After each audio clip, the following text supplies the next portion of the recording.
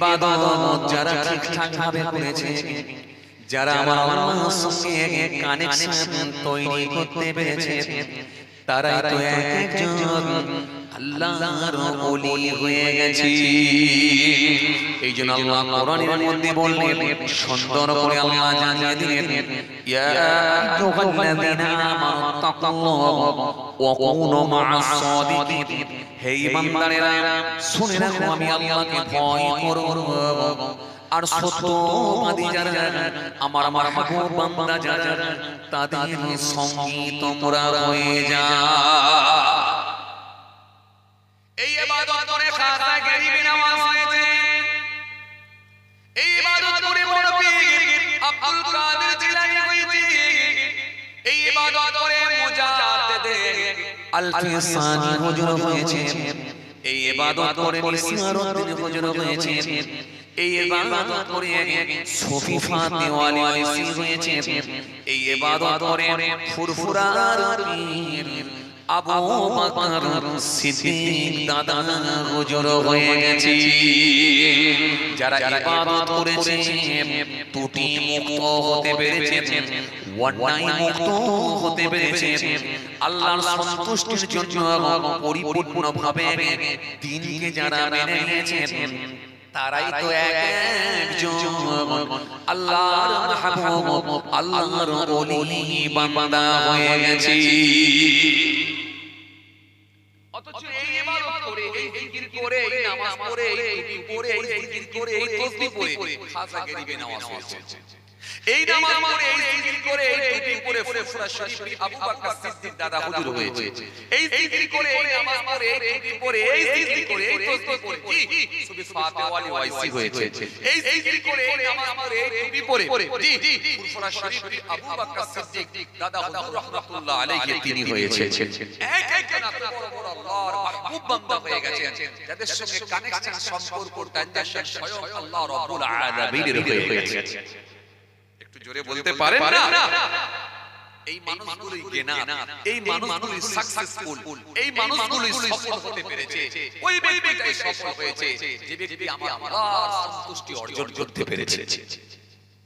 ওইরকম দাড়িওয়ালার কোনো প্রয়োজন নাই, ওরকম জুব্বাওয়ালার কোনো প্রয়োজন নাই, ওরকম টুপিওয়ালার কোনো প্রয়োজন নাই যে একটা মিথ্যা মুক্ত হতে পারে। ওরকম দাড়িওয়ালার কোনো প্রয়োজন নাই, ওরকম টুপিওয়ালার কোনো প্রয়োজন নাই যে একটা বিড়ি টান ছাড়তে পারে। ওরকম দাড়িওয়ালার কোনো প্রয়োজন নাই, ওরকম টুপিওয়ালার কোনো প্রয়োজন নাই যে ব্যক্তি এখনো পর্যন্ত মিথ্যা কথার উপরে পণ্য বিক্রি করা থেকে বেরোতে পারে। ওরকম দাড়িওয়ালার কোনো প্রয়োজন নাই, ওরকম জুব্বাওয়ালার কোনো প্রয়োজন নাই যার বাড়িতে এখনো পর্যন্ত বন্ধন ঢুকে আছে, মহিলা সমিতি ঢুকে আছে, সুদের খাতা থেকে নামটাকে ডিলিট করতে পারে। ওরকম দাড়িওয়ালার কোনো প্রয়োজন নাই, ওরকম নামাজের কোনো প্রয়োজন নাই, ওরকম জুব্বাওয়ালার কোনো প্রয়োজন নাই, ওরকম জুম্মার নামাজ পড়ানো কোনো প্রয়োজন নাই যার বাড়িতে এখনো পর্যন্ত লটারির টাকা ঢুকছে, বড় ছেলে লটারির সঙ্গে সম্পৃক্ত হচ্ছে আর এই হারাম খাদ্য ভক্ষণ করে আবার জুম্মার নামাজও পড়ছে। ওরকম নামাজের কোনো দাম নাই। এজন্য কোরআন স্পষ্ট ঘোষণা দিয়েছে, উদখুলু ফিস-সিলমি কাফা। আল্লাহ স্পষ্ট ঘোষণা দিয়ে বললেন সম্পূর্ণভাবে ইসলামের মধ্যে দাখিল হও, যাতে করে তোমাদের ভিতরে কোনো ত্রুটি না থাকে, ত্রুটি মুক্ত হয়ে।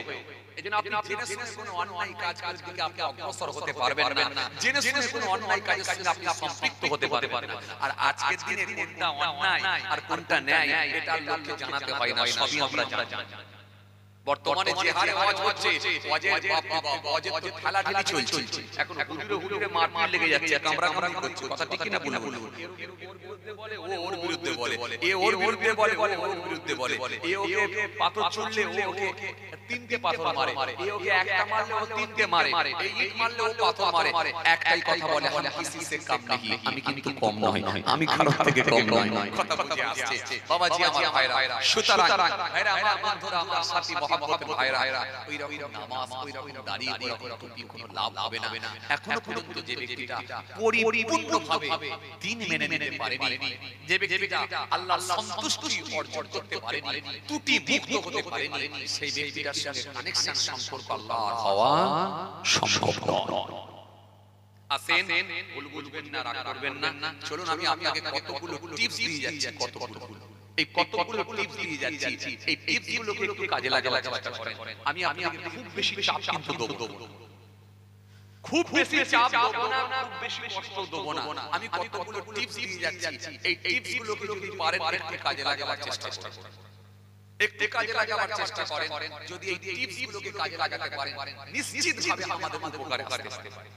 যদি বলেন কি কাজ, হুজুর কি টিপস দেবেন, চলুন আমি কতগুলো টিপস দিয়ে যাচ্ছি শর্ট টাইম, আপনারা একটু করে নেবার চেষ্টা করেন।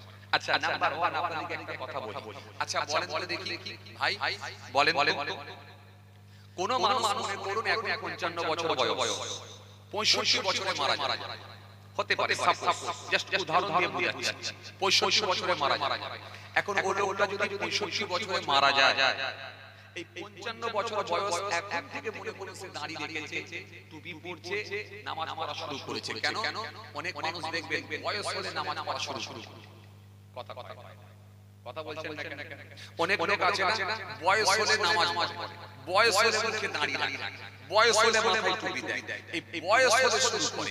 এইজন্য কিছু যুবককে যদি বলা হয় যুবক নামাজটা পড়ো না, দাঁড়ান, এই যে দাঁড়ান, তার মানে ওর টার্গেট আছে যে আমার দাদু বয়স হতে শুরু করেছিল, বাবা বয়সকালে শুরু করেছিল, আমিও নিশ্চয়ই বয়স শুরু করব। তার মানে পুরো একটা চিন্তাধারা আছে, লম্বা টাইম পাবো, 100% লম্বা টাইম পাচ্ছি, টেনশন নেই, আমি এখন বয়স হলে শুরু করব। দাদু বেঁচে ছিল 89 বছর, আব্বা বেঁচে ছিল 86 বছর, নিশ্চয়ই আমি তো 5 বছর 80 বছর। এই যে একটা চিন্তাধারা মাথায় ঢুকে গেছে, এটা কিন্তু খুব বাজে জিনিস। মনে রাখবেন মৃত্যুটা এত কাছে মনে করতে হবে, এত নিকটে মনে করতে হবে। কোন সময় আল্লাহ কখন মওত দেবেন এই আছি এই নাও থাকতে পারি, এর কোনো গ্যারান্টি নেই, এর কোনো নিশ্চয়তা নেই।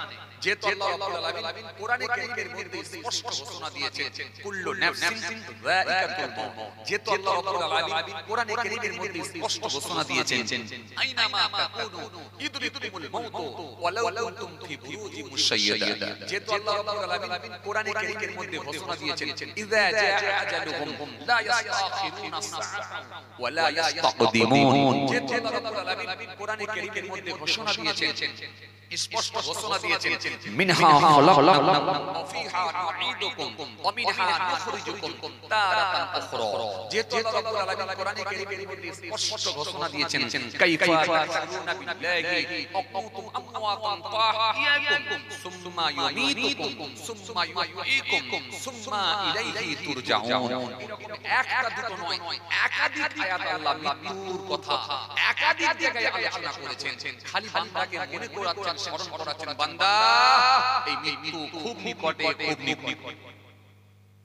এজন্য মনে রাখতে হবে মৃত্যুটাকে খুব সহজভাবে নিতে হবে, খুব কাছে মনে করতে হবে। কোন সময় আল্লাহ ডাকবেন চলে যেতে হবে। পালাবার পর জায়গা থাকবে না, পালাবার পর জায়গা পাওয়া যাবে না। এটা মৃত্যু এত স্বাভাবিক, এত কাছে মৃত্যু, এত কাছে আপনাকে বলে আসবে না কোন সময় এই আছে এই নাই। জি আমাদের কাছে খবর আছে, ছেলেটা লাহাটি পার হলো, ব্যাস বলছে মারা গেল কি রে, এই তো বাইক করে গেল, মোটরসাইকেল নিয়ে গেল, বলে হ্যাঁ মাত্র অ্যাক্সিডেন্ট হলো। আবার আপনি বলছেন দেখ এই মাত্র আমার সামনে দিয়ে গেল, আমি দোকানে বসে চা খাচ্ছি, আমার সামনে দিয়ে গেল, পাড়া থেকে বেরিয়ে গেল, বলিস কি বলে বলছি তো এখনই মারা গেল, দেখবে খবর এসে যাবে। আমি লাওয়াটিতে ছিলাম, ওখানে দেখলাম অ্যাক্সিডেন্ট হয়ে গেছে, মারা গেছে, পুলিশ তুলে নিয়ে চলে গেছে, পোস্টমর্টম করতে নিয়ে গেছে, এখনই খবর এসে যাবে, দেখবে মারা গেছে। তো এই যে ব্যাপার, এই মৃত্যুটা খুব কাছে, খুব নিকটে, খুব নিকটে। সুতরাং মৃত্যুর জন্য যারা প্রস্তুতি হতে পেরেছে, প্রিপারেশন হতে পেরেছে, এই ব্যক্তিগুলি হলো বুদ্ধিমান। কথায় যায় আসেন এবার আমি আলোচনা যেটা আপনাকে বোঝাতে চাইছি, তাহলে মৃত্যুটা আমাদের কাছে, মৃত্যুটা কিন্তু খুব কাছে, মৃত্যুটা খুব নিকটে। কত নিকটে?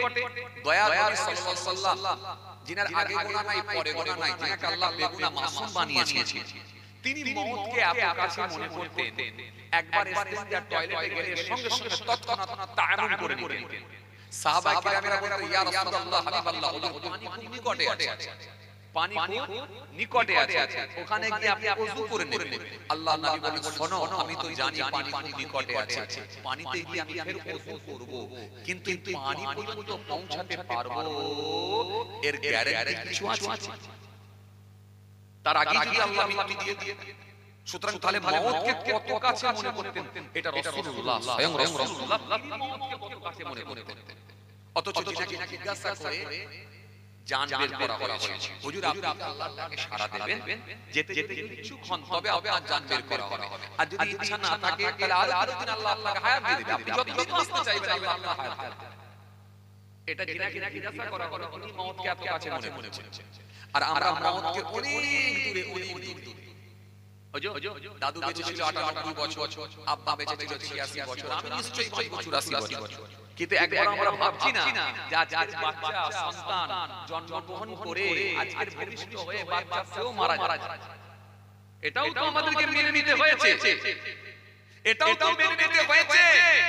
আজকে 22 বছরের ছেলেও মারা যাচ্ছে, 16 বছরের ছেলেও মারা যাচ্ছে।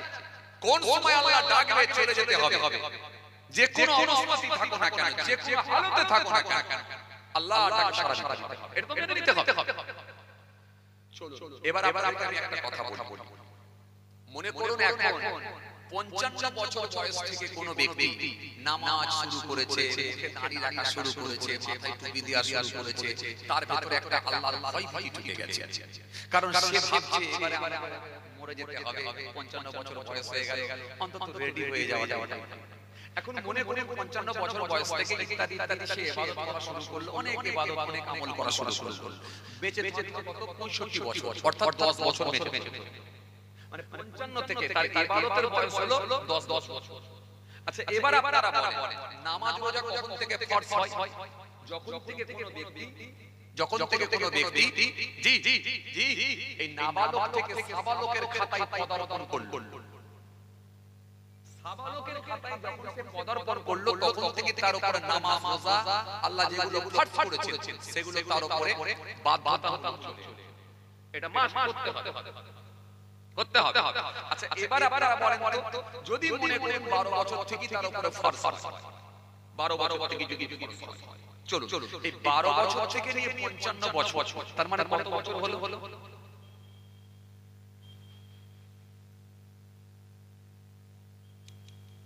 হিসাব দিতে পারবেন একদম? ব্যবসা করেন তো আপনারা নাকি? হ্যাঁ 43 বছর। আচ্ছা 43 বছর তার পাপের একদিকে, আর একদিকে দেখা যাচ্ছে 10 বছরের ইবাদতের খাতা একদিকে, যেহেতু 55 থেকে নামাজ রোজা শুরু করেছে, দাড়ি ইত্যাদি ইত্যাদি শুরু করেছে, 10 বছরের খাতা একদিকে। আচ্ছা এবারে বলে 10 বছরের খাতা আর 43 বছরের খাতা ভারী হবে।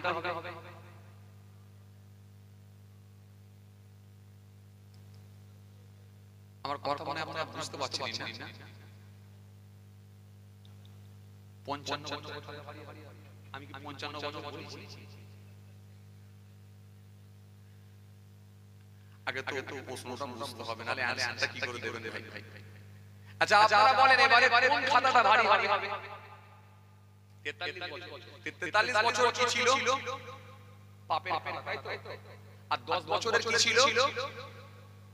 নেকি খাতা। তাহলে নেকি খাতা হালকা, পাপের খাতা ভারী। পাপের খাতা কি ভারী হয়ে গেল। আচ্ছা এবারে বলেন পুরো বয়সে ইবাদত করার লোক কিছু আছে তো? কথা বলে আছে তো নাকি? আছে তো? তাহলে আজকে যেমন কিছু যুবক ছেলে এখনো কোনো মিথ্যা কথার উপরে চলছে, এখনো কোনো গ্যাঁজার টান দিচ্ছে, খৈনি বলছে, এক বলছে আর এক বলে দিচ্ছে ওকে, এই যে এখনো কোনো লোককে ঠকিয়ে ব্যবসা করছে, তাহলে কিছু বুড়ো লোক তো তাহলে ওইভাবে চালিয়ে কথা বলে না? যা বাবা এরা কথা বলে না কেন? কিছু বুড়ো লোক এইভাবে চালিয়ে যেত। তাহলে এখন বয়স হয়ে গেছে মানে আল্লাহ ভয় ভীতি দিতেছে, এইজন্য এখন সাদা দাড়ি বার করেছে, এইজন্য এখন আমার জায়গায় নাম লিখিয়েছে, রোজার খাতায় নাম লিখিয়েছে, ইত্যাদি ইত্যাদি সব আমলের খাতায় নাম লিখিয়েছে। তাহলে এই আমলের বয়স কত বছর হলো? 10 বছর। আর পাপের খাতায় কত বছর হলো? 43 বছর।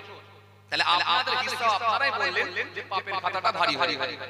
আচ্ছা এবারে যদি ওই বুড়ো লোকটা মনে করে সর্বনাশ আমার তো 10 বছরের খাতা নিয়ে আমি বেরোতে পারবো না, তাহলে আমাকে একটু আমল করতে হবে। তাহলে আমল করলে এবারে ব্যাক সাইডে অর্থাৎ তাকে ব্যাকে যেতে হবে। এখন ব্যাকে যদি ফিরে যায়, এখন মনে করুন ওই বয়স্ক লোকটা সে কি আর 2018 সাল পাবে? কথা কয় 18 সাল পাবে?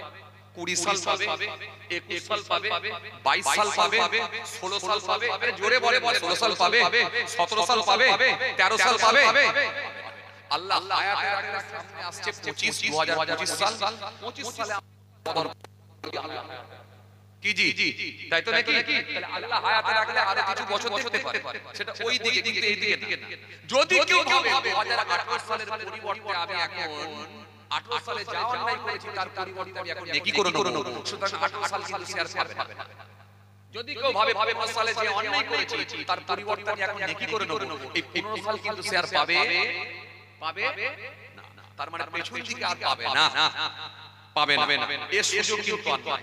তাহলে এই দিকে যদি এখন মনে রাখেন 10 বছর কোথায় বাঁচলো, মানে 55 থেকে 65, মানে 10 বছর, তাহলে যা করা তাকে 10 বছরই করতে হবে। তা 10 বছর যদি করতে হয়, 10 বছর যদি নেকি কামাতে হয়, 45 বছর থেকে কিন্তু বাড়াতে হবে, তবে নেকি খাতা ভারী। এখন এর প্রসেসিং কি আছে, এর সঠিক সলিউশন কি আছে, সঠিক সমাধান কি আছে, সঠিক রাস্তা কি আছে, এই 10 বছরে আপনি আমল বাড়াবেন কি? তাহাজ্জুদের নামাজ 5 ওয়াক্ত নামাজ ঠিক হতে হয় না তাহাজ্জুদ। আরে কথা বলছেন না কেন? যা বাবা হ্যাঁ না কিছু বলতে হবে রে ভাই। কি করে সওয়াব রাতে করবে? সওয়াব রাতে হালুয়া রুটি নিয়ে ব্যস্ত, আর কবরস্থানে খালি মোমবাতি হালুয়া বাতি আমাদের দিকে চলে না। যাক আলহামদুলিল্লাহ কিছু জায়গা হয়। তো আলহামদুলিল্লাহ যাক মাহফিল হওয়ার পরে আল্লাহ শুকর, মানুষ অনেক সচেতন হয়েছে। বললাম আসেন কি বলছিলাম আপনাদেরকে শুনেন। 5 ওয়াক্ত নামাজ ঠিক হতে চাই না। জোহর হচ্ছে, আসর হচ্ছে, তো বাই চাই মাগরিব কাজা হয়ে আবার ঘুরিয়ে বললেন। আরে কথা বলছেন না কেন? মাগরিব বলে কোন সময় দেখা গেল এসা কাজা হয়ে আবার ঘুরিয়ে বললেন। তো 5 ওয়াক্ত ঠিক মতো হতে চায় না। আপনাকে যদি বলি তাহাজ্জুদ করো, ইশরাক করো, সব বোনাস। আবাবিল পড়ো, বড় সর্বনাশ। চাষ করো, বড় সর্বনাশ। কি আবার হয় এই 5 ওয়াক্ত পড়তে গিয়ে প্রেসার হয়ে যাচ্ছে, আবার তুমি এক্সট্রা চাপাতে পারবেন? এই কথা বলতে পারবেন? এই জন্যই তো আমার নবীকে আমার আল্লাহ বলেছেন, হাবিব তোমার উম্মতদের নেকি বেশি হবে, 50 ওয়াক্ত নামাজ নিয়ে যাও। রাসূলুল্লাহ 50 ওয়াক্ত নামাজ নিয়ে আসছিলেন, মুসা কালিমুল্লাহ ঘিরে ফেললেন। হুজুর কোথায় যাচ্ছেন? আমি আল্লাহর দরবার থেকে ফিরছি। কি নিয়ে আসলেন? নামাজ নিয়ে আসছি আর রোজা নিয়ে আসছি। কত নামাজ দিয়েছে? 50 ওয়াক্ত। পারবে না হুজুর, ফিরে পারবে না কেন? দুনিয়া করে এসেছি হুজুর, পারবে না, ফিরে যান। এই যে 50 ওয়াক্ত নামাজ নিয়ে রাসূল আবার ফিরে গেলেন, আমার কমাতে 5 ওয়াক্ত। এই 5 ওয়াক্তের নামাজ ছাড়তে গিয়ে মাথা খারাপ। কথা বলে যা বাবা, কথা বলছেন না কেন? কে বলে আমার সময় নেই, কে বলে আমার লুঙ্গি খারাপ, কে বলে আমার পায়জামা খারাপ, কে বলে আজ গোসল করা হয়নি, কে বলে শুক্রবার থেকে পড়বো, কে বলে সামনে শবে বরাত থেকে পড়বো। এই যে নানা রকম বাহানা অজুহাত, তারপরও আবার কাজা। কথা বলে আবার ঘুরিয়ে পড়ে, তারপরও যদি নামাজ পড়ে তাও আবার নামাজের কিছুই বোঝে না, ভঙ্গের কারণ বোঝে না, নামাজের মাকরুহ বোঝে না, কিছুই বোঝে না। কোন রকম আল্লাহু আকবার করে সিজদাটা দিয়ে অন্তত রুকু কিয়াম সিজদাটা করে ঘরে চলে আসছে। এরপরও যদি আল্লাহ বলে ঠিকঠাক ভাবে ধরবো, অবস্থা খারাপ। আর শুধু আপনারা ভাবছেন কেন যে আপনাকে বলছি তওবা? আমি আমার কথাও বলছি। আল্লাহ যদি বলে ধরবো, তাহলে আমাদের সবার অবস্থা খারাপ। আর যদি দয়া করে মাফ করে দেন, বান্দা আমাকে সিজদাটা দিয়েছে, আমি আল্লাহর দয়াটা অনেক বেশি, তাহলে আলহামদুলিল্লাহ বেঁচে গেলাম। কথা বলে বেঁচে গেলাম না? কারণ আল্লাহর দয়া ছাড়া জান্নাতে যাওয়া সম্ভব না। আস্তে আস্তে এইবার আপনাদেরকে আমি কি বলছিলাম, 10 বছর। এই 10 বছরে যা করতে হবে, 10 বছরে 43 বছরকে ওভারটেক করে আগাতে হবে। 43 বছরের থেকে খাতা ভারী করতে হবে 10 বছর। আর কি করবে? হে তরুণিয়া নওজওয়ান জওয়ানেরা, ইয়া বাবা বাবা রাসূলের দিকে এই 10 বছরে আপনাকে 43 বছরের খাতাকে ছেড়ে দিয়ে 10 বছরের খাতাকে আমার ভারী করে দিতে হবে। ভারী করার প্রসেসিংটা কেমন মনে রাখবেন? ভারী করার রাস্তা একটাই, কওলি ফিলি তাকরিরি রাসূলুল্লাহর কথাটাও হাদিস নবীর কাজটাও হাদিস নবী যেগুলো করে গেছেন যেগুলো বলেছেন সেটাও হাদিস নবী যেটাকে সমর্থন করেছেন সাহাবায়ে কিরামেরা যে কাজগুলো করেছেন আল্লাহ নবী যেটাকে সাপোর্ট করেছেন অ্যাকসেপ্ট করেছেন সেটা হলো আমাদের জন্য হাদিস জোরে বলবেন না সুবহানাল্লাহ সেটাও তো আমাদের জন্য হাদিস কওলি তাকরীর রাসূলুল্লাহর কথাও হাদিস কাজও হাদিস সমর্থন সেটাও হাদিস তাহলে নবী যেটা বলেছেন হাদিস নবী যেটা করেছেন হাদিস এবং নবী যেটাকে সমর্থন করেছেন বাট সাহাবায়ে কিরামেরা কাজ করেছেন আল্লাহ নবী সেটাকে সাপোর্ট করেছেন মাশাআল্লাহ ভালো কাজ করেছেন সাহাবী এটা আমার খুব পছন্দ এই যে যেটাকে রাসূলুল্লাহ সাপোর্ট করে নিয়েছেন এটাও কিন্তু হাদিস আসেন এবার খেয়াল তাহলে আমাদের সহজ উপায় কি নবী দেখানো কিছু কাজ নবীর দেওয়া কিছু কাজ সেগুলো আমাদেরকে বেশি বেশি করে দিনে রাতে তুলে নিতে হবে যদি আমরা 10টা করেও কাজ করে নিতে পারি দিনে যদি 10টা করে নবীর দেওয়া সুন্নতগুলোকে তুলে নিতে পারি মাসে কটা হবে বছরে কটা হবে 10 বছরে কটা হবে বাড়িতে গিয়ে ক্যালকুলেটরে একবার হিসাব করে নেবে আজকে তোমাদেরকে আমি 10টা দিয়ে যাচ্ছি যদি মনে হয় এই 10টাকে কাজে লাগাবো এটা আপনারা লাগাতে পারবে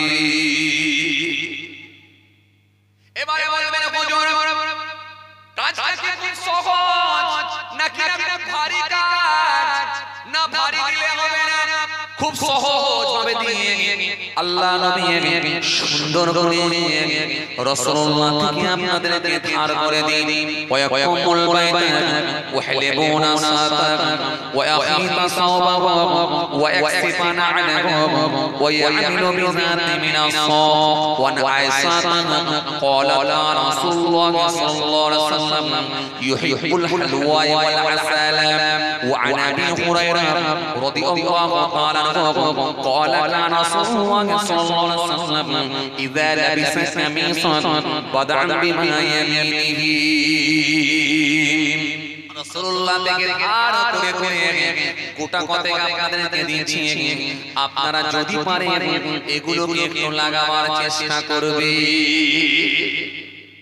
জোরে বলবেন না সুবহানাল্লাহ নবী থেকে ধার করে দিয়েছি এত রানিয়া নওজওয়ান জওয়ানেরা ইয়া বাবা বাবা রাসূলকে দিয়ে কিতাবের মধ্যে পাওয়া যায় আল্লাহ নবী একদিন বাড়িতে না হঠাৎ করে দেখা যায় তিনজন সাহাবী এসে হাজির হয়ে গেলেন তিনজন সাহাবী বাড়ির বাইরে দাঁড়িয়ে আছেন বাড়ির বাইরে থেকে আওয়াজ দিয়ে বললেন ওগো আমাদের আম্মা জান আমার রাসূলুল্লাহ যখন বাড়িতে থাকেন কি কি কাজ করেন একটু বলে দেন নবী যখন বাড়িতে থাকেন কি কাজ করেন একটু বলে দেন কেননা রাসূলুল্লাহ যে কাজগুলো আমাদের সামনে করেন সেগুলো তো আমরা জানি নবীর মুখে দাঁড়িয়ে আছেন এটা তো আমরা জানি রাসূলুল্লাহ নামাজ পড়েন এটা তো আমরা জানি নবী রোজা রাখেন এটা তো আমরা জানি নবী জিকির করেন এটা তো আমরা জানি কিন্তু রাসূলুল্লাহ যখন বাড়িতে থাকেন বাড়িতে কি কি কাজ করেন বাড়ির কাজগুলো আমাদেরকে একটু বলুন যাতে করে আমরা বেশি বেশি করে আমল করতে পারি তিন সাহাবীর ভিতরে এক সাহাবী বললেন এই নবীর সঙ্গে তুলনা হয় নবী জোড়ার হয় নবীর তুলনা হয় শোনো নবীর যে ইবাদত নবীর ইবাদত পাহাড় পাহাড় সুতরাং নবীর সঙ্গে কোনো তুলনা হয় না এক সাহাবী নিয়ত করলেন আজ থেকে আর আমি ওয়াদা করছি বিবাহ করব না কথা বলা শুনছেন কিছু এই কথা কি শুনছেন এক সাহাবী নিয়ত করে নিলেন আমি আর বিবাহ করব না কেন বিয়ে করলে ঝঞ্ঝট কথা বলা চা একটু কথাবার্তা বলছেন না বিয়ে করলে ঝামেলা বাড়ে না আরে বাবা ঝামেলা বাড়ে না কমে? ঝামেলা বেড়ে যায়, সংসার হবে, ছেলে মেয়ে বাচ্চা কাচ্চা হবে, লেখা পড়ানো, আজ এই লাগবে কাল ওই লাগবে, খাটতে হবে, অনেক এক্সট্রা চাপ বেড়ে যাবে। সুতরাং আমি নিয়ত করে নিলাম আর বিয়ে করব না। কথা কি শুনছেন? এক সাহাবী নিয়ত করে নিলেন যে আমি বিবাহ করব না। আর এক সাহাবী নিয়ত করলেন আমি আজ থেকে ওয়াদা দিলাম 5 ওয়াক্ত নামাজ পড়ব, এর সাথে সাথে আমি নফল নামাজ সর্বসময় পড়ে কাটাবো। যতক্ষণ আমি ক্লান্ত হয়ে যাই আমি সর্বসময় নামাজ পড়ে কাটাবো। যখন আমি ক্লান্ত হয়ে যাব তখন আমি একটু বিশ্রাম করব, বাকি টাইমে আমি নামাজ পড়ে কাটাবো। বলবেন না সুবহানাল্লাহ? সুবহানাল্লাহ কোথায় বলবেন না বলবেন সেটাও আপনাদেরকে বলে দিতে হবে। দেখেন বলবেন কি বলবেন না সেটা আপনাদের ব্যাপার, আমি চাপ দেব না। আমি বিশ্বাস করেন এই 2014 সাল থেকে সিস্টেম করে নিয়েছি, কাউকে জোর করে চাপ দিয়ে সুবহানাল্লাহ আল্লাহু আকবার বলতে বলবো না, মাশাআল্লাহ আলহামদুলিল্লাহ কিছু বলতে বলবো না। আমি পুরো মাজলিসের উপরে ছেড়ে কেন? কেউ এখানে ওয়াজ শোনার বয়স হয়ে গেল 40 বছর, কেউ এখানে ওয়াজ শোনার বয়স হয়ে গেল 25 বছর, কারো ওয়াজ শোনার বয়স হয়ে গেল 14 বছর, কারো ওয়াজ শোনার বয়স হয়ে গেল 10 বছর, কারো ওয়াজ শোনার বয়স হয়ে গেল 7 বছর, কারো ওয়াজ শোনার বয়স হয়ে গেল 17 বছর। তো এখন বলতে হবে সুবহানাল্লাহ। আপনি নিজে সিদ্ধান্ত নেবেন, আপনি ডিসাইড করবেন সুবহানাল্লাহ বলা দরকার আছে না। যদি মনে হয় যে সুবহানাল্লাহ বলা দরকার আছে, সুবহানাল্লাহ বললেও নেকি আছে, তাহলে বলবো। যদি মনে হয় না আমার কিছু লাভ নাই, তাহলে আপনি বাদ দেন। আপনি বাজারে থাকবেন কি জলসার মজলিসে থাকবেন সেটাও আপনার, আমি কেন ডাকতে যাব আপনাকে?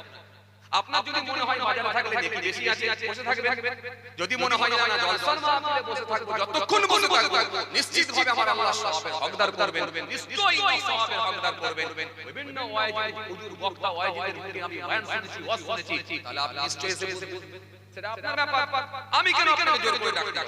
এসো বলে ডাকবো, আর জোরে সুবহানাল্লাহ বলো, জোরে আলহামদুলিল্লাহ বলো, এটার কত বছর চালাবো? কি বাবাজি কথা বলছেন না কেন আপনারা? আমি কি ভুলভাল বলছি কিছু? এই কোন জায়গায় সুবহানাল্লাহ বলা দরকার, কোন জায়গায় আলহামদুলিল্লাহ, কোন জায়গায় মাশাআল্লাহ, কোন জায়গায় ইন্নালিল্লাহ, আপনারা সব জানেন। এবার আপনি বলবেন কি বলবেন সেটা আপনার ব্যাপার। কেন? এই মাজলিসটা এমন একটা মাজলিস, খালি সওয়াব ঘুরিয়ে নেওয়া, তুলে নেওয়া, এটা হলো আপনার ব্যাপার। সওয়াবকে আমার আল্লাহ ছড়িয়ে রাখে, তুলে লাও বান্দা। কেন আমরা এখানে মানুষ থাকি দিনের বেলা কাজে কামের সঙ্গে যুক্ত থাকার কারণে, কাজে কামের সঙ্গে সম্পৃক্ত হওয়ার কারণে আমাদের ইচ্ছা থাকলো 2-4 বার সুবহানাল্লাহ বলা নসিবে হয়নি, 2-4 বার আলহামদুলিল্লাহ বলা নসিবে হয়নি, 2-4 বার কলমা শরীফ পড়ার সুযোগে হয়নি, 2-4 বার আপনার কি বলে আল্লাহু আকবার, মাশাআল্লাহ, আলহামদুলিল্লাহ, আল্লাহু আকবার, সুবহানাল্লাহ, এই যে তাসবিহগুলো পড়ার কিন্তু সুযোগ হয়নি। কিন্তু এই একটা মাহফিল যতক্ষণ আপনি বসে থাকবেন সুবহানাল্লাহ, আলহামদুলিল্লাহ, আল্লাহু আকবার, জি দুরূদ শরীফ, কলেমা শরীফ, এই সুযোগটা কিন্তু এই মাহফিলে বসলেই কিন্তু পাওয়া যায়। আপনি এখানে যতক্ষণ বসে থাকবেন নিশ্চিতভাবে সওয়াবের হকদার হবেন। এই জন্যই মাজলিসের গুরুত্ব এত বাড়ানো হয়েছে।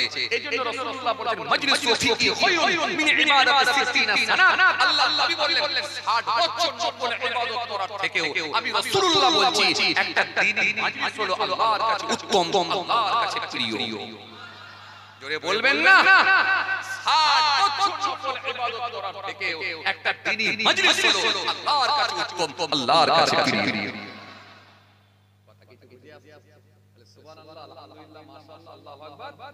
আমরা যা বলি তাসবিহগুলো এগুলো পড়া দরকার আছে না নাই সেটা আপনি নিজে ঠিক করবেন। যদি মনে হয় যে না এখানে এসেছি সওয়াব করাবার জন্য, সওয়াব কুড়াবার জন্য, নেকি তোলার জন্য এসেছি, সুতরাং তুলে আসেন এবারে খেয়াল করেন। তাহলে এক সাহাবী কি বললেন? আমি বিবাহ করব না। এই মনে আছে আপনাদের? আমি বিয়ে শাদী করব না। তিন সাহাবীর মধ্যে কথোপকথন শুরু হলো। তার ভিতরে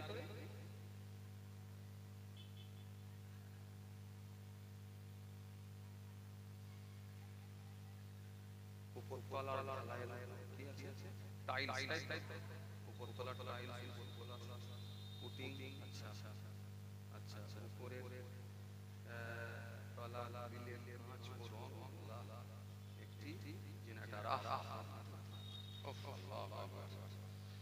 এই তো চিন্তাধারা তো বিরাট, কিন্তু দিলে তো আমি নিজেও বুঝতে পারতাম ব্যাপারটা হয়ে গেছে কি আলু পেঁয়াজ দিতে লোক ফাঁকিয়ে যাচ্ছে। আমি দেখছি প্রতিদিন আপনি চাইছেন জেনারেটর,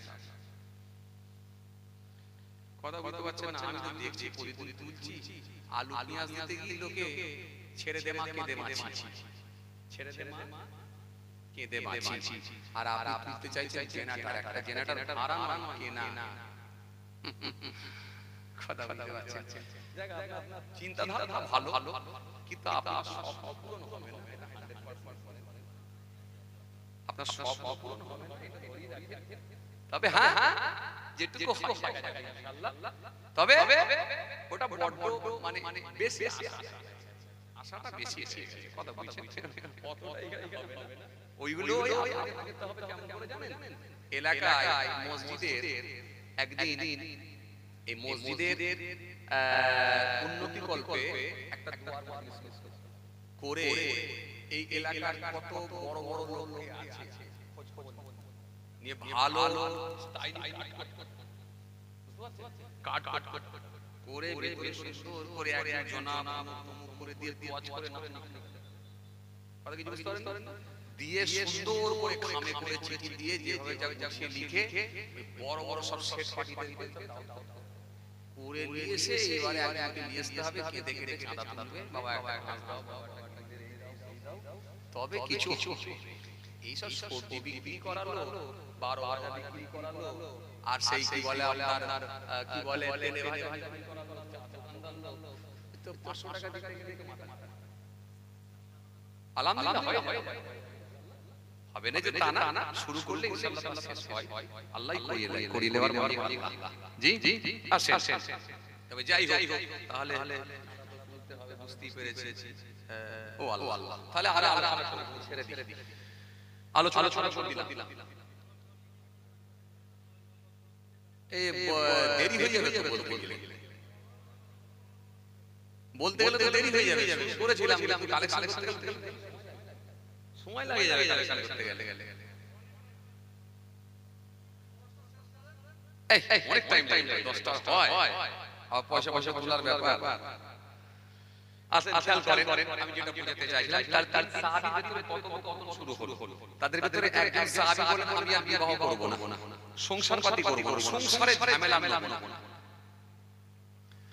আর এক সাহাবী বললেন আজ থেকে আমি যতদিন বেঁচে থাকব নামাজ পড়ে কাটিয়ে দেব, শুধুমাত্র যখন বিছানায় শয়ন করব ঘুমানো টাইমটা বাদ দিয়ে, খাবার টাইমটা বাদ দিয়ে সর্বসময় আমি নামাজ পড়ি কাটিয়ে দেব।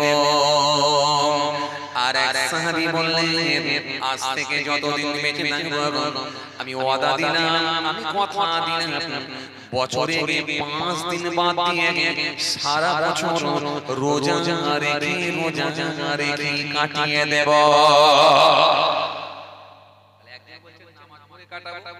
একজন বলছেন বছরে 5 দিন বাদ দিয়ে সারা বছর রোজা রেখে, আর একজন বলছেন আমি বিবাহ করব, ঝামেলাতে যাব, কোন মেয়ে ছেলে কোটি যাব না, কোন ঝামেলায় যাব না, ওই ঝামেলাতেই পড়ব, না থাকবে বাঁশ না বাজবে বাঁশি, বাঁশও নেই বাঁশিও নেই, ঝামেলাও নেই, সংসারও নেই, ছেলে মেয়েও নেই, বাচ্চা কাচ্চাও নেই, কোন ঝামেলাই নেই, একার মতো থাকবো, স্বাধীনভাবে জীবন যাপন।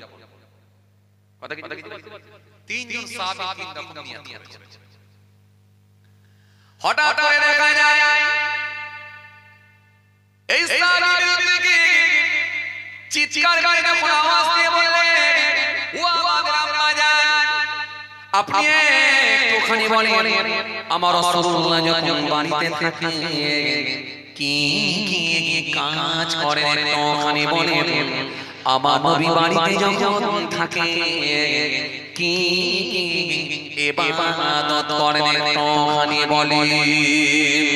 কিতাবের মধ্যে পাওয়া যায় আম্মা জান আয়েশা সিদ্দিকা রাদিয়াল্লাহু তাআলা আনহা সেই সময় বলেছিলেন শোনো ও আগত মেহমান শোনো আমার রাসূলুল্লাহ যখন বাড়িতে থাকেন অতি সাধারণ কাজগুলো করে ওয়াকুমুল বাইতা ওয়াহলিমুনা সাতা ওয়ায়াকিতা সাওবাহু ওয়ায়াকসিফানা আলাহু ওয়ায়াকিলু বিযাতি মিনাস সাওব নবী আমার বাড়িতে যখন থাকেন অতি সাধারণ কাজগুলো করে ওয়াকুমুল বাইতা নবী আমার ঘরটা ঝাড়ু দিয়ে দেন ওয়াহলিমুনা সাতা বকরি দুধ দহন করে ওয়ায়াকিতা সাওবাহু ছেঁড়া কাপড়গুলো সেলাই করে ওয়াকসিফানা আলাহু ছেঁড়া জুতোগুলো সেলাই করে ওয়ায়ামিলু বিযাতি মিনাস সাওব নবী আমার মাটি করে বাজার বহন করে নিয়ে আমি আয়েশা আমার কাছে পৌঁছে দেন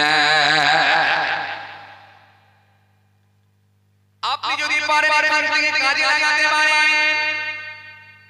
আজকের মাহফিলে অনেক মানুষ বসে আছে অনেক এডুকেটেড ভাইরা আছে অনেক শিক্ষিত মানুষেরা আছেন অনেক ব্যবসায়ী মানুষেরা আছেন যদি আপনি মনে করেন আমি এখান থেকে একটু লাগাবো তাহলে আপনার খুব বেশি চাপ হবে না কিন্তু সহজেই আপনি নেকিটা নিতে পারবেন আপনি বাড়িতে একদিন সময় পেলেন সানডে রবিবারে আপনি ঝাড়ুটা নিয়ে আপনার নিজের ঘরটাকে ঝাড়ু দিয়ে দিলেন জাস্ট খালি একটা নিয়ত করলেন আল্লাহ আমার নবী যদি ঘর ঝাড়ু দিতে পারে আমি কেন পারবো না রাসূলুল্লাহর সুন্নাত মনে করে করছি আমার আল্লাহ রাজি হলে খুশি হলে ওটাকে কবুল করে দিয়ে ওটা আর অসাধারণ ঘর ঝাড়ু দিয়ে আমি দিবেন না নবীর সুন্নাত মনে করে আমার আল্লাহ আপনার নেকির খাতায় একটা নেকি দিয়ে দিতে পারি কেন আপনি যত বড় মাস্টার হন না কেন যত বড় ডাক্তার হন না কেন যত বড় উকিল হন না কেন যত বড় হাজি হন না কেন যত বড় সাহেব হন না কেন যত বড় আপনি সাহেব হন না কেন যত বড় মাওলানা সাহেব হন না কেন যত বড় ইমাম সাহেব হন না কেন আপনি কিন্তু আমার নবী থেকে বড় কখনো হতে পারবেন না সুতরাং আমার নবী যদি হতে পারে তো নবী থেকে কেন আমি ধার করতে পারবো না এই কথাটা মনে করে যদি একবার আপনার ঘরটাকে ঝাড়ু দিয়ে দেন আমার আল্লাহ ইচ্ছা করলে সেটা সুন্নাত হিসাবে কবুল করে নিতে পারি আরো জোরে বলে আরো জোরে বলে আম্মা জান আয়েশা সিদ্দিকা সেই সময় বললেন শোনো আমার নবী যখন বাড়িতে থাকতেন এই সাধারণ কাজগুলো করতে আমি আয়েশা বলতাম ইয়া রাসূলুল্লাহ আমি আয়েশা আছি বাড়ির কাজ করব তো আপনি কেন করেন আমার নবী আমাকে বলতেন আয়েশা তুমি তো একটা অন্য কাজ করছো আবার তোমার জন্য এই কাজটা পড়ে থাকবে তোমাকে কষ্ট দেওয়া আবার এই কাজটা তোমাকেও করতে হবে আয়েশা এটা হলো বাড়ির কাজ তুমি করলেও করতে হবে আর আমি করলেও করা হবে কারণ এই বাড়িটা তোমার একার নয় এই বাড়িটা আমারও একার নয় এই বাড়িটা হলো আমাদের দুজনার এই বাড়িটা হলো আমাদের আয়েশা আমি তোমাকে একটু হেল্প করার জন্য তোমাকে একটু সহযোগিতা করার জন্য আয়েশা শোনো আমি রাসূলুল্লাহ ঝাড়ুটা মেরে দিলাম বুঝাতেন সুন্দর করে বুঝিয়ে নিয়ে আমার রাসূলুল্লাহ ঘরোয়া কাজগুলো করতেন আমি আয়েশাকে হেল্প করতাম আপনি যদি মনে করেন আপনার বিবিকে একটু হেল্প করবেন আপনার স্ত্রী আপনার বিবি আপনার হালিয়া কাপড় কাচছে কিংবা রান্নার কাজে ব্যস্ত আছে কিংবা ঘরে সংসারের অন্য কোনো কাজের সঙ্গে যুক্ত আছে, সেই সময় যদি আপনার বিবিকে বুঝিয়ে নিয়ে যদি আপনি ঘরটা ঝাড়ু দিয়ে দেন আর রাসূলুল্লাহ করেছেন বলে আমি করছি বলে যদি নিয়ত করে নেন, আমার আল্লাহ এটা সাধারণ ঘর ঝাড়ু দিয়ে রাখবেন না, ওটাকে কবুল করে নিয়ে আমার আল্লাহ একটা সুন্নাত হিসাবে কবুল করে নেবে। জোরে হয় না? তাহলে এক নম্বরে কি বাড়িটা ঝাড়ু দিতে পারে। আল্লাহ নবীর স্ত্রী সেই সময় ও তুমি আমার শোনো, আমার রাসূলুল্লাহ ঘর ঝাড়ু দিয়ে দি, এরপরে কি কোমল বেবে পহলে বোনা সাবা বকরি দুধ দহন করেছেন, ওয়া খিতা সাবা ছেঁড়া কাপড়গুলো আমার নবী সেলাই করেছে। আপনি এখান থেকে বারাসাত যাচ্ছেন কিংবা আপনি এখান থেকে হারুয়া থেকে বারাসাত যাচ্ছেন কিংবা হারুয়া থেকে ধর্মতলায় যাচ্ছেন, দু হাতে করে বাসে রড ধরে আছেন, বাসে রড ধরে যখন যাচ্ছেন হঠাৎ করে দেখা যায় ওই বাসটা স্যাটেল ব্রেক স্যাটেল ব্রেক মারার কারণে আপনি একবার স্লিপ খেয়ে কাত হয়ে গেলেন, কাত হয়ে গিয়ে জামার নিচেটা একটু টান লাগলো, বগলটা ফেটে গেল, ওই ফাটা বগল নিয়ে জামার নিচে ফাটা বগলটা নিয়ে বাড়িতে এসে পৌঁছে গেলেন। বাড়িতে এসে আপনার কিছু না বলে বিবিকে বললেন ছুঁচার সুতোটা কথা দাও, ছুঁচার সুতোটা নিলেন, ওই জামাটাকে উল্টে দিয়ে ওই জামার নিচের বগল ফাটাটাকে যদি একটু আপনি বসে বসে যদি সেলাই করেন আর পাশাপাশি যদি একটা নিয়ত করেন আল্লাহ আমার নবী যদি কাপড় সেলাই করতে পারে তো আমি কেন পারবো না, আমি রাসূলুল্লাহর সুন্নাত মনে করে করছি, আমার আল্লাহ রাজি হলে খুশি হয়ে গেলে ওটাকে সাধারণ সেলাই রাখবেন না, ওটাকে আমার আল্লাহ একটা সুন্নাত হিসাবে কবুল করে নেবে।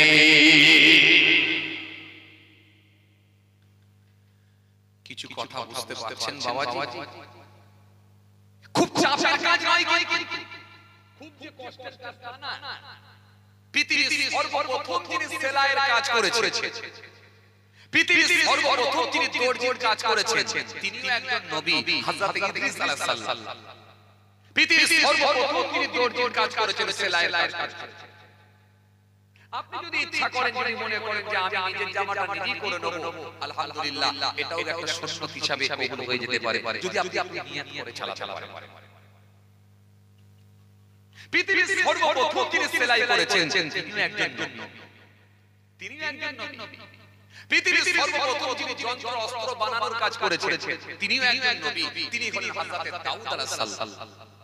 আপনাদের এই ওয়াসনা আছে, দাউদ আলাইহিস সালাম নিজে হাতে করে যন্ত্র অস্ত্র বানাতে পারতেন। কামারের যেমন লোহাকে পুড়িয়ে পিটিয়ে যন্ত্র অস্ত্র বানায়, হযরত দাউদ আলাইহিস সালাম তিনি যন্ত্র বানাতেন নিজে হাতে করে। একবার লোহার উপরে হাত দিয়ে এইরকম করে ঘষে দিতেন, ঘষে দিলে পাতলা হয়ে যেত, একবার লোহা ধরে টান দিতেন, লোহা লম্বা হয়ে যেত। ইচ্ছা মতো নিজে হাতে করে যন্ত্র অস্ত্র বানাতে পারতেন। এটা দাউদ নবী ছিল একটা মুজিজা।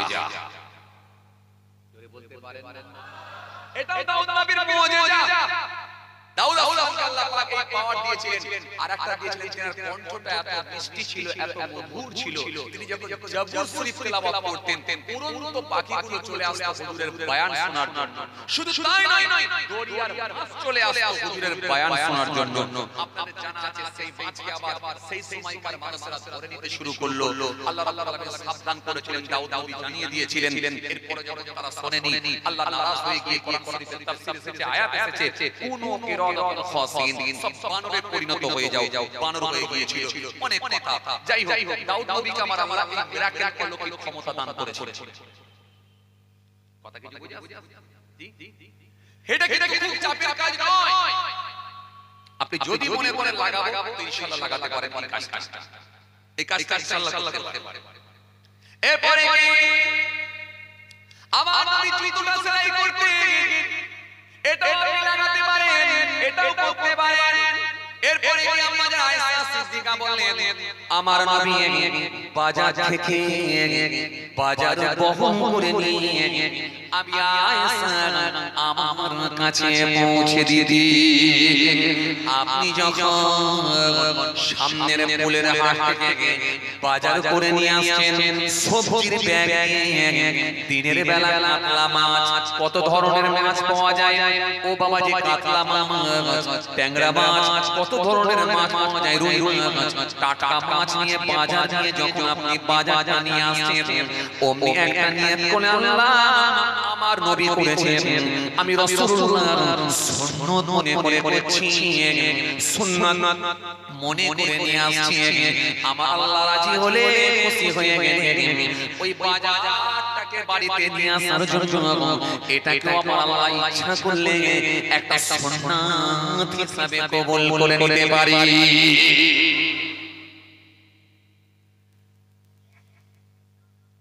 কথা কিছু বুঝতে পারছেন?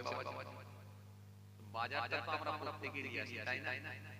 আমিও মাঝে মাঝে শখ করে বাজার যাই। কেন? এটাও একটা করব, নবীর সুন্নাত ছেড়ে দিলে হবে না। সব সময় না পারলেও লোকজন এনে দিলেও কিন্তু ইচ্ছা করি মাঝে মাঝে হলেও যাওয়ার চেষ্টা করি। কেন আমরা সারা রাত জাগা লোক, দিনের বেলা ঘুমানো মানুষ, বুঝতে পারছেন দিনটাই আমাদের যে রাতের বেলা জেগে থাকি সারা রাত। এখন ঘুম থেকে উঠবো সেটাই বাজারে উঠে ভালো। এরপরও কষ্ট করে অ্যাডভান্স চেষ্টা করি, বাড়িতে বলে রাখি, মাঝে মাঝে বাজারে নিয়ে আসি, খালি একটা নিয়ত করে আল্লাহ এটাও যখন একটা এক্সট্রা শপ ছাড়বো কেন? আপনাকে আমি বলেছিলাম 10 বছরই জাকাত করতে হবে, মনে আছে? কথা বলে না, মনে আছে? মনে আছে কথাটা?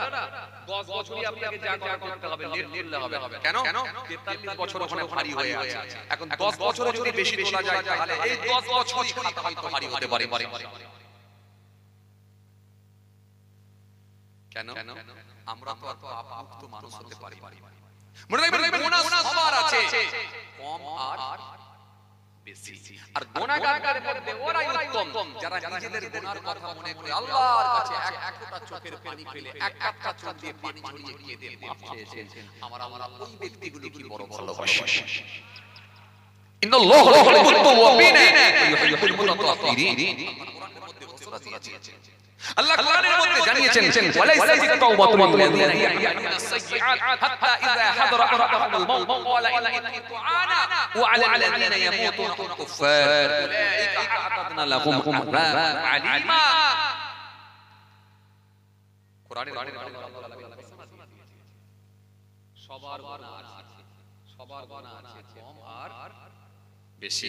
কিন্তু গুনাহ মুক্ত ওই ব্যক্তিগুলো হয়ে গেছে, গুনাহ কমে গেছে, নেকির খাতায় নেকি ভারী হয়ে গেছে, গুনাহ মুক্ত জীবন তৈরি করে ফেলেছে, তারাই হলেন নবী আম্বিয়া সালাম।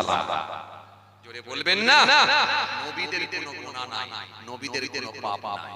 ওলিরা মনে রাখবেন যারা আল্লাহর সঙ্গে কানেকশন সম্পর্ক তৈরি করেছেন তাদের গুনাহ নাই, সব পাপ মুক্ত মানুষ হয়ে যাবার কারণে আল্লাহর সঙ্গে ট্রানজাকশন সম্পর্ক তৈরি হয়ে গেছে। গুনাহ থেকে নেকির খাতায় নেকি বেশি হওয়ার কারণে যার জবানের দোয়াটা আল্লাহ দরবারে কবুল হয়ে গেছে।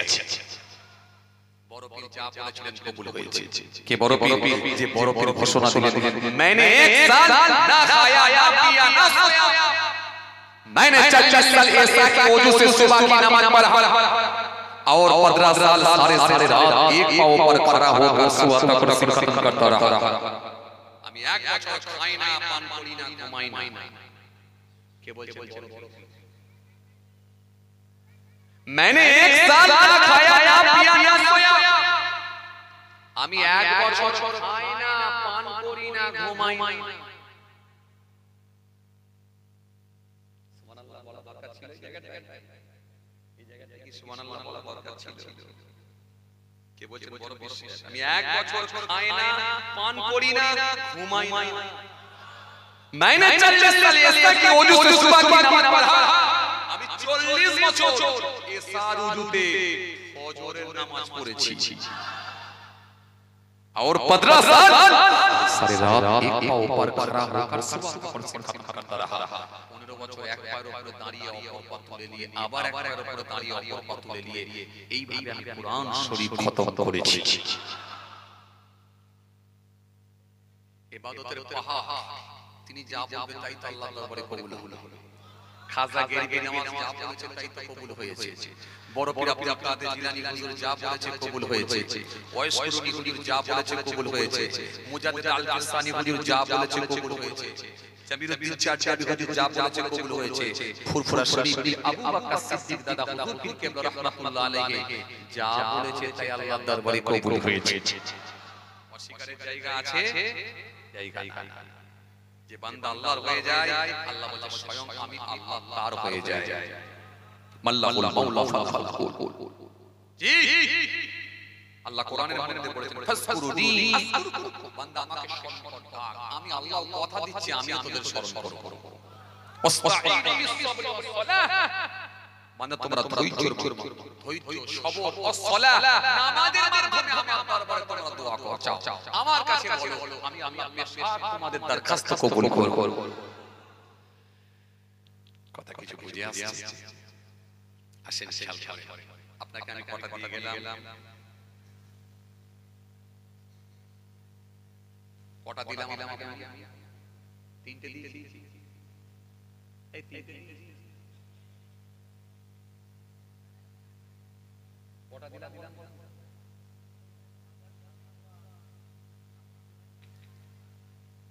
আর বলিনি কিছু? আর কি বলিনি?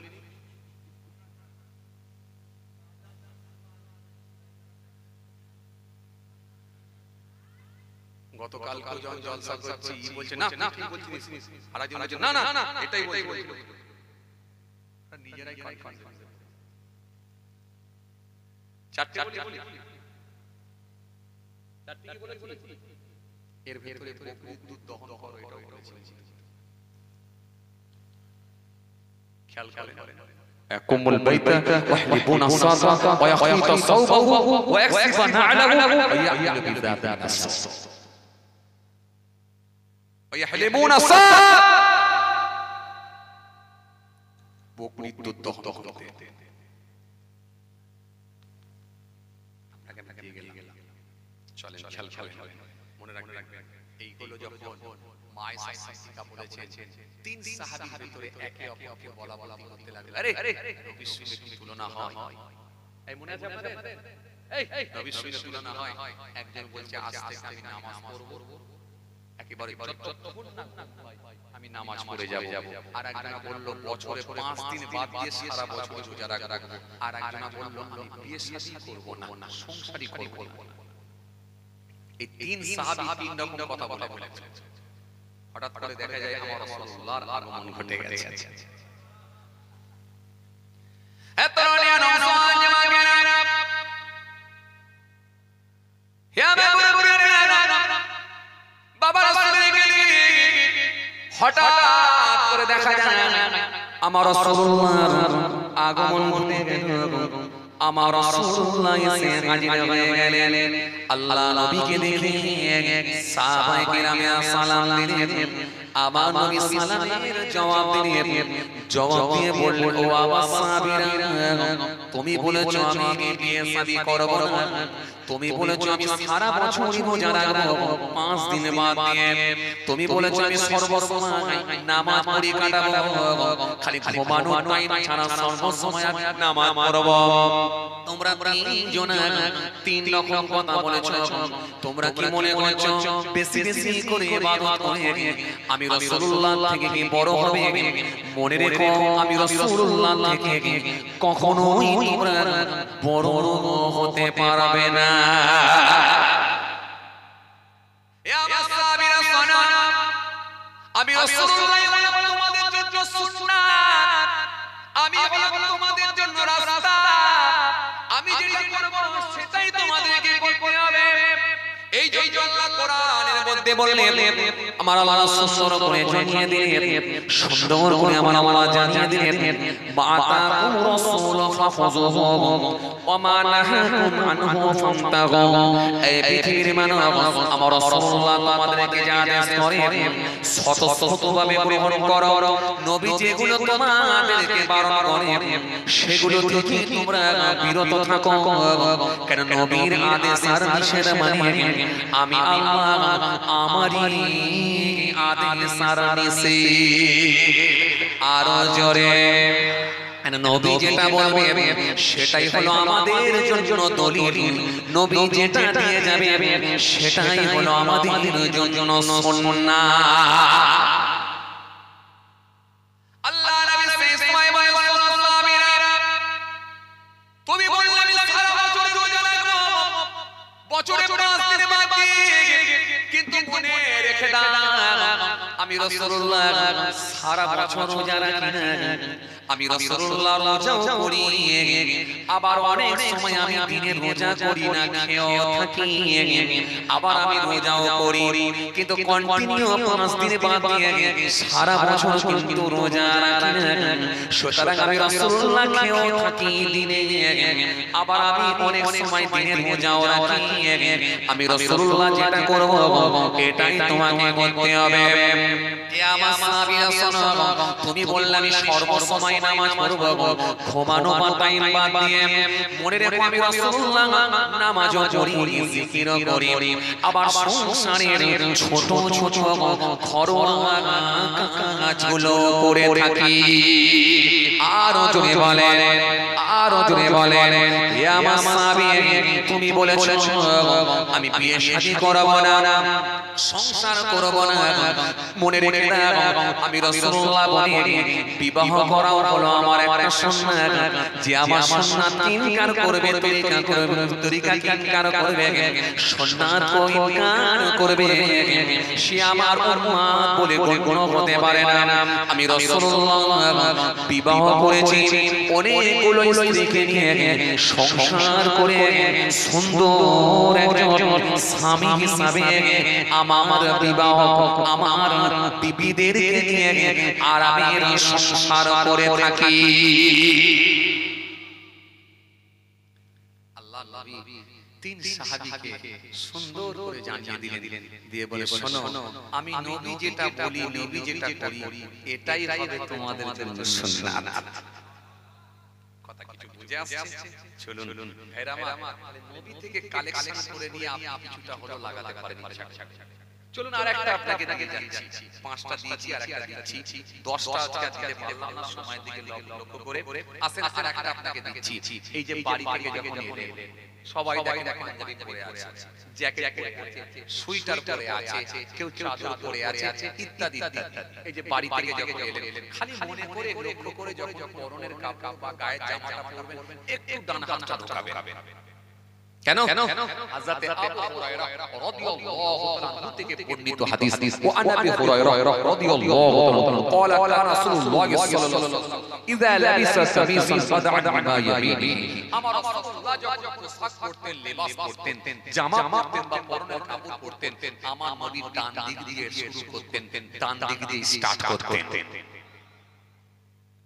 আপনি যখন কলকাতায় যাবেন, আপনি যখন আপনার ব্যবসার জায়গায় যাবেন, আপনি যখন আপনার দোকানে যাবেন, আপনি যখন বাজার করতে যাবেন, পাঞ্জাবিটা যখন পরছেন জাস্ট খালি ডান হাতটা একটু ঢোকান, দিয়ে একটা নিয়ত করুন আল্লাহ আমার নবী করেছেন বলে তাই আমি ডান দিকটা আগে ঢোকালাম, আমি নবীর সুন্নাত মনে করে করলাম, আমার আল্লাহ রাজি হলে খুশি হলে ডান দিকের হাতটা ঢোকানোর জন্য সেটা কেউ একটা সুন্নাত হিসাবে কবুল করে নিতে পারি। ইনশাআল্লাহ 6টা আর একটা দিচ্ছি 7 নাম্বার, আর একটা দিয়ে শুনেন 7 নাম্বার। পাঞ্জাবি যখন পরবেন কোন কালার পরবেন? লাল কালার, ব্লু কালার, হলদে কালার, সাদা কালার, গ্রিন কালার, কালো কালার, কোন কালার পরবেন? হাদিস মধ্যে এসেছে আল্লাহর নবী সাল্লাল্লাহু আলাইহি ওয়াসাল্লাম বলেছেন তোমরা সাদা কাপড় পরিধান করো। কেন? সাদা হলো অকৃত্রিম কালার, এটা অল্প ময়লা লাগলেই ধরা যায়, অল্প ময়লা লাগলেই বোঝা যায়। এইজন্য সাদা কালারের কাপড় তোমরা পরিধান করো। আর প্রত্যেকটা মৃত ব্যক্তির কাফনের কালার হবে সাদা কালার, সাদা কালারের কাফন পরাতে হয়। এইজন্য আপনি পৃথিবীর যে কোনো দেশ যে কোনো কান্ট্রিতে যান, আমেরিকায় গেলেও দেখবেন মৃত ব্যক্তিকে যখন কাফন পরানো হয়, কাফন পরানো হয় তখন দেখবেন সাদা কালার। জার্মানি গেলেও সাদা কালারের কাফন, ইন্দোনেশিয়ায় গেলেও সাদা কালারের কাফন, পাকিস্তানে গেলেও সাদা কালারের কাফন, আরবে গেলেও সাদা কালারের কাফন, বাংলাদেশে গেলেও সাদা কালারের কাফন, ভারতে গেলেও সাদা কালারের কাফন, কুয়েতে গেলেও সেখানে সাদা কালারের কাফন, ব্রিটেনে গেলেও সাদা কাফনের কালার, সাদা কাপড়ের কাফন। আপনি এখান থেকে নেপালে যাবেন, সেখানেও মুসলমান মারা গেলে সেখানেও কাফনের কালার হয় সাদা কালার। এই রাসূলুল্লাহ সাল্লাল্লাহু আলাইহি ওয়াসাল্লাম তিনি সাদা কালারের কাপড়কে পছন্দ করতেন। এইবারে যারা সাদা পরেছেন তারা একটু গর্ব করে বলবেন ওই জন্যই তো আমি সাদা পরেছি। যে বলবেন না, বলবে আমি দিয়ে দিলাম দেখলি না, প্রত্যেকটা আমল হবে নিয়তের উপর। আপনি সাদা কালারের কাপড় পরে এসেছেন এটা সত্য কথা, কিন্তু আপনি নিয়ত করে আসেননি যে আমার নবী পরতে বলেছেন বা পছন্দ করতেন বলে আমি এই কাপড়টা পরে আসছি। এটা আজকে মিস হয়ে গেছে, যাবার সময় ইনশাআল্লাহ দিয়ে যাব, নাহলে পরের দিন ইনশাআল্লাহ দেব। পরের দিন ইনশাআল্লাহ বলবো যে সাদা কালারের কাপড় পরে যাচ্ছি, আল্লাহ আমার নবী পছন্দ করতেন, নবী জানিয়েছেন বলে তাই আমি সাদা কালারের কাপড়টা পরে যাচ্ছি। আল্লাহ তাআলা ইচ্ছা করলে সব দিতে পারে। আমার আল্লাহ ইচ্ছা করলে ওই সাদা কালারের কাপড় পরার জন্য আল্লাহ ইচ্ছা করলে আপনার নেকির খাতাতে আবার একটা নেকি দিয়ে দিতে পারে। এইবারে যারা কালো কালারের পরে আছে, লাল কালার পরে আছে, হলদে কালারের পরে আছে, গ্রিন কালারের পরে আছে, সবুজ কালারের পরে আছে, আপনি বলেন ব্রাউন কালারের পরে আছে, অর্থাৎ বাদামি কালারের পরে আছে। এরা বলবেন তাহলে এই কালারগুলো পরে কি আমরা ভুল করলাম? গুনাহ হয়ে গেল? গুনাহ নয়, এটা হলো ভালো। আপনি তবে হাদিসের ভাষায় আমার নবী বলেছেন দুইটা কালারকে তোমরা পছন্দ করো না, দুইটা কালার থেকে তোমরা দূরে থাকো। কটা? দুটো কালার। একটা কি? একটা হলো মনে রাখবেন টকটকে লাল কালারটা আল্লাহর নবী পছন্দ করতেন না, আর একটা কালারকে আমার নবী পছন্দ করতেন না, নিষেধ করেছেন। সেটা কোন কালার? জোরে বলো। কালো নয়টা কোন কালার? সবুজ কালার। এই সবুজ কালার জান সবুজ কালার আবার ছেড়ে দেয়, কি সমস্যা বলো দেখি। কোন কালার? গেরুয়া কালার। এই গেরুয়া কালারটাকে আল্লাহর নবী পরতে নিষেধ করেছেন। গেরুয়া কালার আমাদের পরা নয়। আর টকটকে লাল কালার আমার নবী পছন্দ করতেন না। এই দুটো কালার ছেড়ে দিয়ে আপনি যে কোনো কালার করতে পারেন, আপত্তি নেই। তবে সাদা কালার করলে একটা নিয়ত করবেন, আল্লাহ আমার নবী পড়তে বলেছেন তাই নবী সুন্নাত মনে করে পড়ছি, বাস অমনি সাদা কালার করার জন্য আবার একটা নেকি হয়ে গেল। কটা দিলাম? 8টা হয়েছে। 8টা। এবার দুটো দেবো। কুল সিরু ফিল আরদি সুম্মান যুরু কাইফা কানা আকিবাতুল মুকাজ্জিবিন। আদটা দেবো। ওয়া আয়েশা ক্বালাত কানা রাসূলুল্লাহ সাল্লাল্লাহু আলাইহি ওয়াসাল্লাম ইকুল হালওয়া ওয়াল আসাল। আর দুটো দেবো। বলছি আর দুটো দেবো না পরে নিয়ে নেবে? পরে নিয়ে নেবে না, এখনই নেবে। 12টা বেজে গেল। বলে বসে এ তো 12টা বেজে গেল। 12টা মানে কি মজলিসের 12টা না আমাদের ঘড়ির কাঁটার 12টা? ঘড়ির কাঁটার 12টা, মজলিসের 12টা বাজেনি। একবার তাকবীর দেন, নারায়ে তাকবীর। ভালো লোকজন হয়েছে তো মাশাআল্লাহ। এদিকে একটা চট বিছিয়ে দিয়ে তখন চলে গেল একটা ছেলে। আই ভাই আমার চট করছে, কামাই কোথায় আলো আসবে? হয়ে গেছে যখন আলহামদুলিল্লাহ মাশাআল্লাহ দিলাম চট প্রায় ভর্তি হয়ে গেছে চট। হ্যাঁ লকডাউনে ও বেশি কথা ঠিক কথা একদম যত রাত হবে তত বেশি লোক হবে যে আবার ঠান্ডা বেশি লাগলে বেশি লোক হবে আর একবার দেন তাকবীর নারায়ে তাকবীর আর একটু জোরে দেন নারায়ে তাকবীর নারায়ে তাকবীর আচ্ছা এবারে বলেন 8টা দিয়েছি মাসে কটা হবে দিনে যদি 8 করে হয় মাসে কটা হবে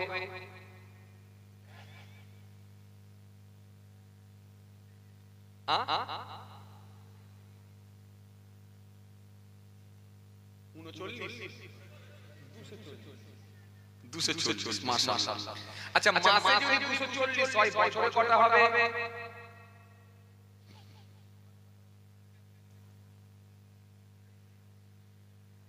কটা কত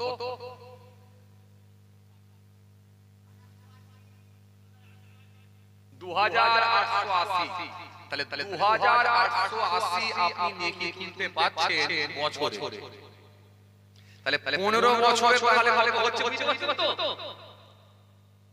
কথা বলা 15 বছরে কটা হচ্ছে কত খালি একটু মনে করে লাগা খালি মনে করে লাগা আর দেবো এই যে ছেলেগুলো যে মাচাই বসলে নেকি হবে জানো তা আবার ভাই মাচাই বসা মানি তো কি বলতে আড্ডা কথা এর সমালোচনা ও সমালোচনা আরে কথা বলছেন না কেন হয় কি হয় না দেশের আলোচনা রাজ্যের আলোচনা এলাকার ওই যে তা আবার হয় আরে চার দোকানে বসে কি হবে জানেন তা আবার হয় ওই সব হুজুররা একই কথা বলে গেল দুনিয়ার মধ্যে সবথেকে খারাপ জায়গা সেটা হলো বাজার চায়ের দোকান সবথেকে ভালো জায়গা যেটা জি এই সব হুজুর একই কথা বলে গেল আপনি বলছেন চায়ের দোকানে বসে দেখি হয়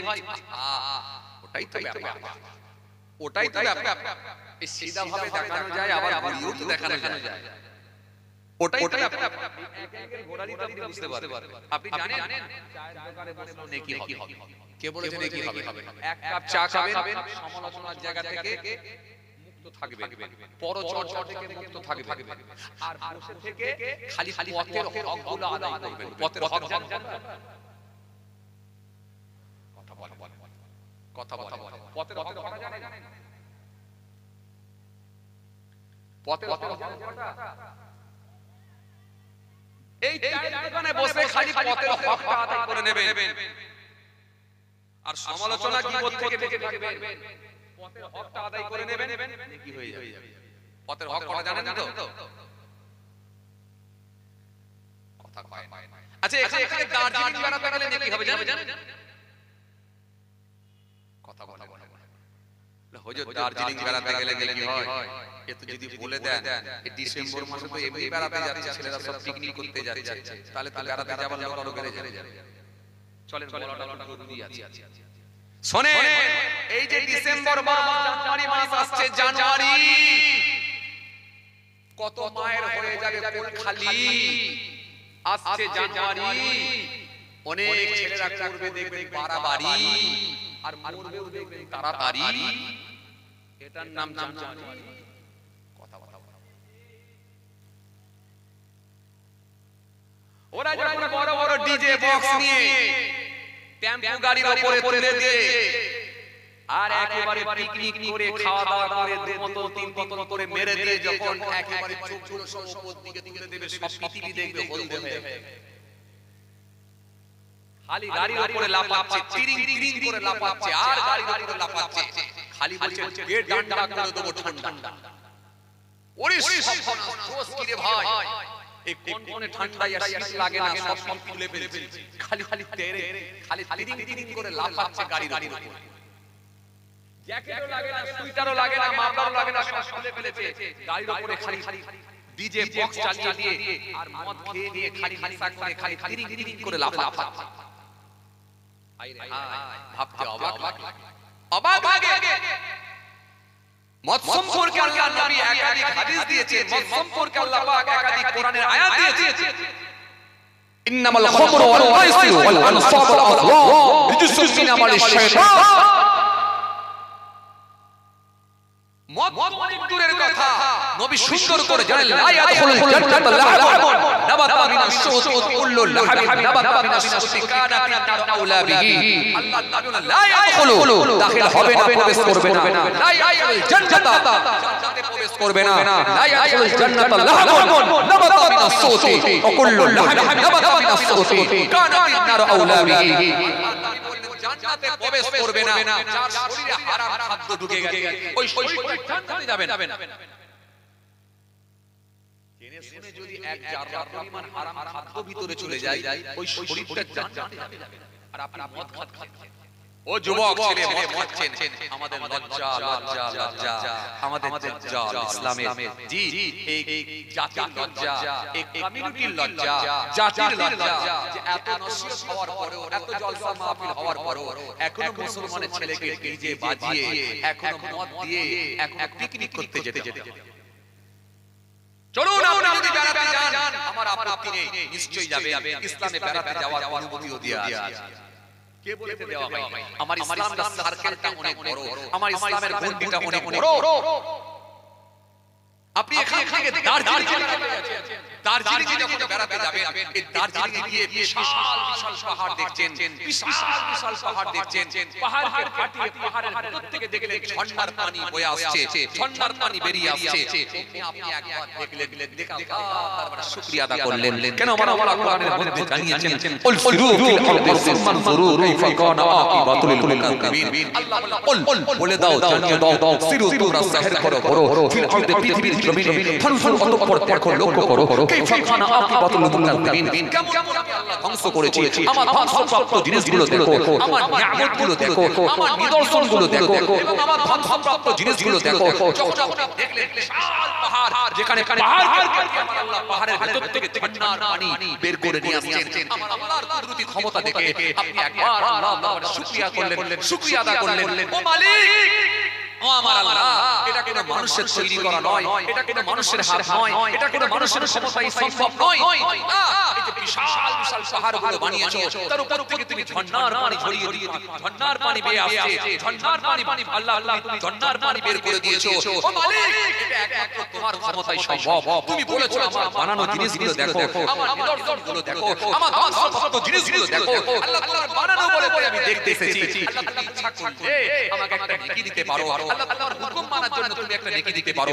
আমার আল্লাহ ইচ্ছা করলে রাজি হলে ওই যে দার্জিলিং এর পাহাড় দেখেছেন, ওই যে ঝর্ণার পানি দেখেছেন, ওটা দেখে যখন আল্লাহ দরবারে আপনি নিজেকে ভাবিয়ে শুকরিয়া আদা করছেন, আমার মালিক ইচ্ছা করলে ওই পাহাড় দেখার জন্য আপনার নেকির খাতাতে একটা নেকি দিয়ে দিতে পারে। কে বলেছে নেকি পাবেন না? কে বলেছে পাবেন? কে বলেছে পাবেন না? আপনি এখান থেকে দীঘা বেড়াতে গেলেন, দীঘা বেড়াতে গিয়ে সমুদ্রের ধারে গিয়ে যখন পৌঁছালেন, আপনি হিসাব করে দেখলেন আমি মুসাফির হয়ে গেছি। মুসাফির হয়ে গেলে আমাকে কসরের নামাজ আদায় করতে হয়, অর্থাৎ 4 রাকাত ফরজ হলো আমার জন্য 2 রাকাত হয়ে যায়। এই 2 রাকাত করে কসরের নামাজ আদায় করে পাঞ্জাবি পায়জামা পরে কিংবা পাঞ্জাবি লুঙ্গি পরে একেবারে সুন্নতি লেবাসের উপরে, সুন্নতি লেবাস পরিধান করে একেবারে সমুদ্রের ধারে গিয়ে দীঘার পানিকে দেখে আপনি নিজেকে গবেষণা করছেন, আর একবার আল্লাহ তাআলার শুকরিয়া আদা করছেন। মালিক, এই যে পানির উচ্ছ্বাস, এই যে পানির ঢেউ, এই যে পানির উচ্ছ্বাস, এই যে পানির ঢেউ, এই যে বিশাল সমুদ্র, এটা কোনো মানুষের বানানো নয়, এটা কোনো মানুষের তৈরি করা নয়। ও মালিক, ও স্রষ্টা, এই যে বিশাল সমুদ্র, আল্লাহ আপনার কুদরতি ক্ষমতায় জোয়ার হচ্ছে, আপনার কুদরতি ক্ষমতায় ভাটা হচ্ছে। ও মালিক, এটা কোনো মানুষের হাতে নয়, এটা কোনো মানুষের ক্ষমতায় নয়, মানুষের হাতে নয়। ও মালিক, তুমি বলেছো আমার বানানো জিনিসগুলো দেখো, আমি দেখতে এসেছি। আল্লাহ তোমার হুকুম মেনে এসেছি, আর আমার ঈমান তাজা হয়ে গেছে, তোমার উপর আমার ভালোবাসা বেড়ে গেছে। শুকরিয়া আদা করার জন্য আরো 2 রাকাত বেশি নামাজ পড়েছি। ও মালিক, তুমি ইচ্ছা করলে আমাকে একটা নেকি দিতে পারো। আমার আল্লাহ রাজি হয়ে গেলেন। ওই সমুদ্রের পানি দেখে যখন নিজে ভাবি আল্লাহ তাআলার শুকরিয়া আদা করেছেন, আমার আল্লাহর হুকুম মানার জন্য, আল্লাহর নির্দেশ মানার জন্য, আল্লাহ ইচ্ছা করলে আপনার নেকির খাতায় আবার একটা নেকি দিয়ে দিতে পারে। জি জি, কথা কিছু বুঝে আসছে? আর আপনি ওই সমুদ্রের পানিতে গিয়ে যদি হাফ প্যান্ট পরে আর দুপুর বেলায় যদি একেবারে নেশা আমাদের করে একটা টিউনি হুড়োহুড়ি করে চলতে চলতে গিয়ে যদি হোটেলে ওঠেন, তাহলে গুনাহ হবে না নাকি? কোনাটাও আপনার নিজের কাছে, নেকিটাও আপনার নিজের কাছে। আপনি যে লাইনটা বুঝে নিয়েছেন, যে লাইনটা আপনি করবেন, যে পথটা আপনি বেছে নিয়েছেন, নিশ্চিতভাবে আপনি জান্নাত জাহান্নাম দুটো রাস্তাই খোলা। আপনি যেটা করবেন সেটাই পৌঁছে যাবে। মনে রাখবেন, যদি আপনি মনে করেন যে এইভাবে করব, ইনশাআল্লাহ আমার আল্লাহ ইচ্ছা করলে নিশ্চিতভাবে আমাদেরকে সওয়াবের হকদার করতে পারে। চলেন আজকে তার এই পর্যন্ত কটা দেয়া হলো বাবাজি? 10টা হয়ে গেছে? হ্যাঁ, তাহলে হিসাব গন্ডগোল হয়ে গেল। 2840 না কত বলেছিলেন মাসে? না বছরে বছরে 2780 2880 বছরে বলেছিলেন, তাহলে তো আবার দুটো বেড়ে গেল। যাক পরে এটাকে জুড়ে দেবেন, দিয়ে দেখে নেবেন কটা হলো। চলুন 10 বছরের হিসাব করে 10 বছরের হিসাব আমি বলেছিলাম, খুব বেশি বেশি কিন্তু 10 বছরে 10টা করে বলেছিলাম। তার মানে আপনাদেরকে 10টাই আজকে দিয়ে গেলাম। ইনশাআল্লাহ পারলে কাজে লাগাতে পারেন। ইনশাআল্লাহ পারলে কাজে লাগাতে পারেন। যদি ভালো লাগে ছোট ভাই হিসাবে, ছোট ছেলে হিসাবে আমাদের দোয়া করতে পারেন ইনশাআল্লাহ। বাস আর কিছু না, একটু দোয়া করতে পারেন আমার জন্য, আর কিছু না। চলুন আজকে একেবারে ছোট ছোট করে আমাদের যেন উপকারে আসে এরকম কিছু কথাবার্তা তুলে ধরার চেষ্টা করেছি আমার সীমিত জ্ঞান বুদ্ধি থেকে। আল্লাহ যতটুকু বলিয়েছেন বাল্লিগু আন্নি ওয়ালাউ আয়া, এই দিকে লক্ষ্য করে দু চার কথা আলোচনা করেছি। আল্লাহ আমাদের সকলকে বলার থেকে শোনার থেকে বেশি বেশি করে আমল করার তৌফিক দেন। সকলে বলি আল্লাহুম্মা আমিন। মাশাআল্লাহ।